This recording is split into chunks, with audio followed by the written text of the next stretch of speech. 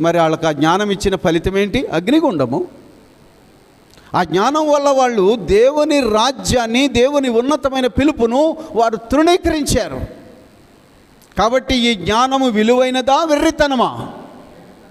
వెర్రితనమా. అదే ప్రభువు చెప్పాడు.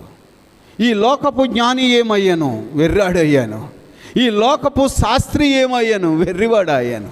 ఈ లోకపు తర్కవాది ఏమయ్యాను? వెర్రివాడాయ్యాను. ఏం ఉపయోగమయ్యా? ఈ జ్ఞానాన్ని బట్టి అతిశయిస్తున్నాం. చూడండి, మాట అన్నాడు 31వ వచనం.